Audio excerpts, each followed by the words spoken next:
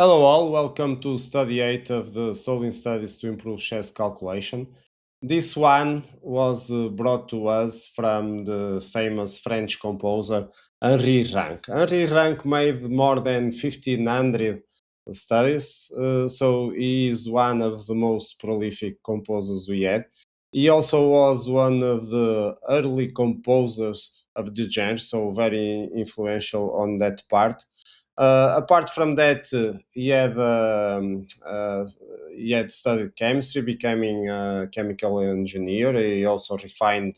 He is famous for refining the process to green vegetables like olive oil, famous in the south of Spain, also here in Portugal and France. And he was so dedicated to the studies that one of the last things he asked was to be buried with a book, a recent book he had published with more than 100 um, studies under his arm. So kind of he took the work with him. So kind of interesting.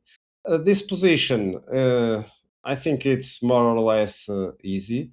Of course, you need also to be precise, and you also already know that when the countdown starts, you can try to solve it. If you need more time, just pause the video. If you want to jump to the solution sooner, you can follow the tag, the chapter. And so, good luck, enjoy, and see you with the solution.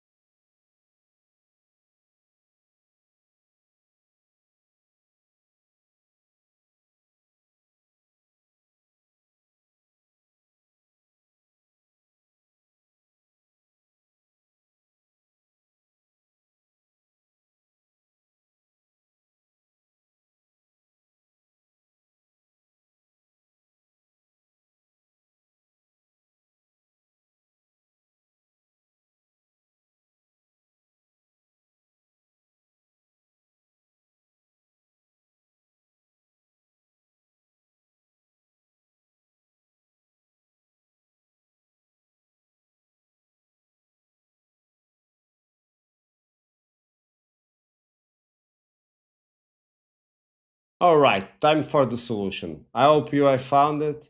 The best move is knight e5. Exclamation mark. If you look at the starting position, you can notice that black has the pair of bishops and one pawn, heading this way, of course. And white has a knight and a rook. So if white wants to win, needs to find precise moves and very fast, because otherwise this will be, uh, I won't say easy, but it will be a draw. Of course, the knight needs to move away because at this moment is attacked by the bishop. One possible way was to think about this move, but of course, after the king approaches the knight, there's no interest in the shaking and getting the other bishop because the king will take the knight. So here, the best is to take the pawn, but good luck trying to win with the rook and the knight against the pair of bishop. This is a draw, of course.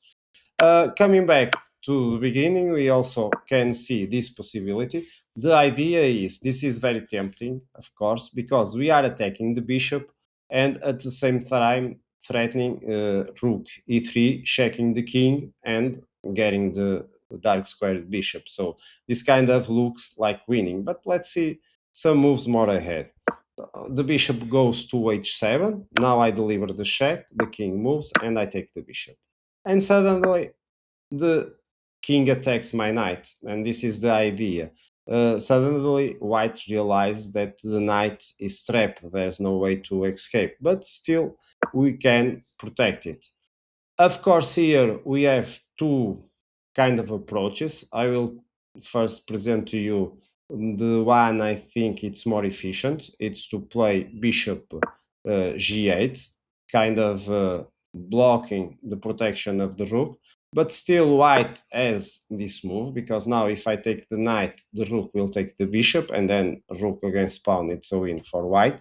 But of course, we still have this one, and now we are going to win one piece, and the king can go easily to the center. So, in a potential rook versus bishop end game, this is a draw on this particular situation.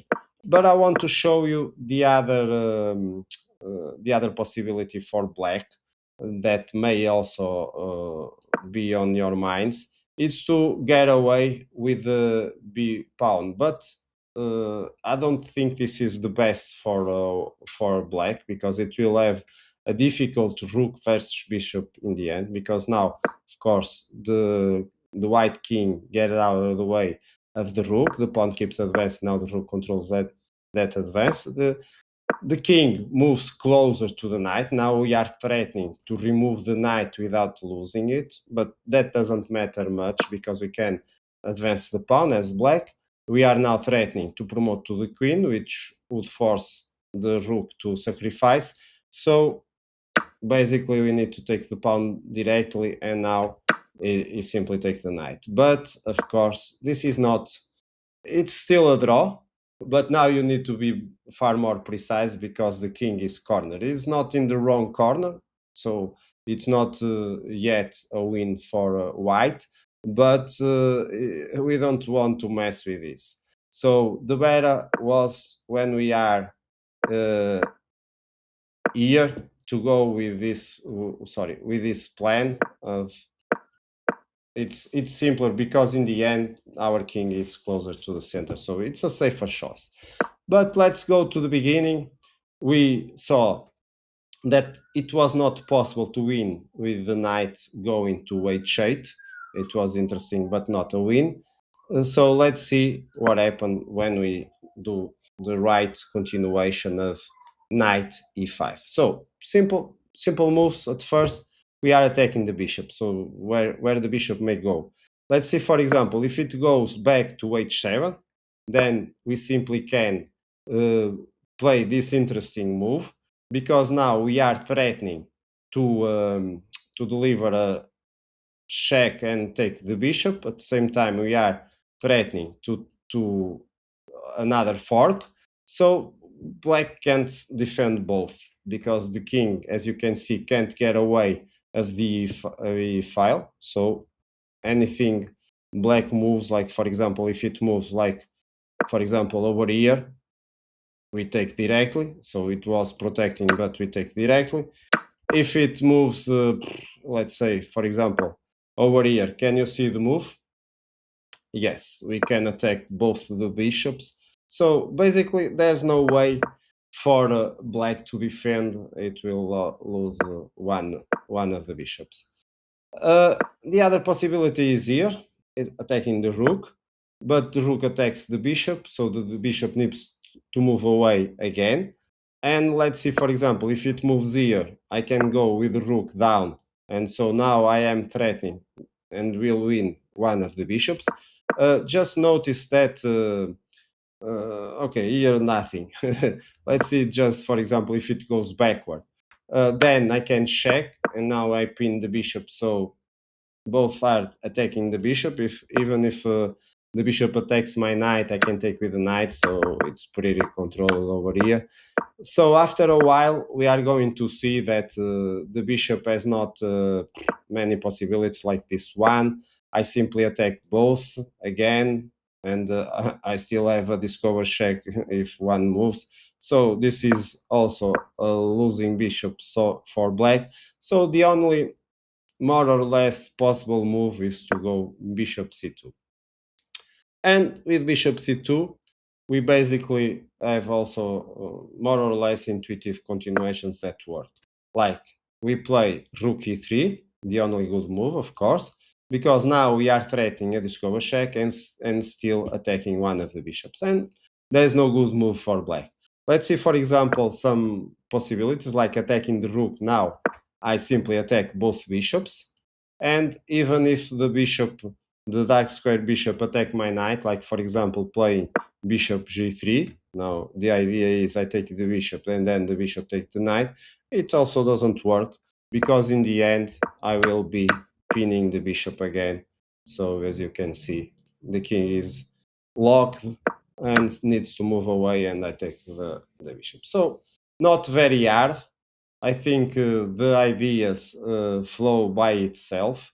I hope you also have found it and enjoyed this great composition from the famous Henri Rinck. See you again in future studies. Bye bye.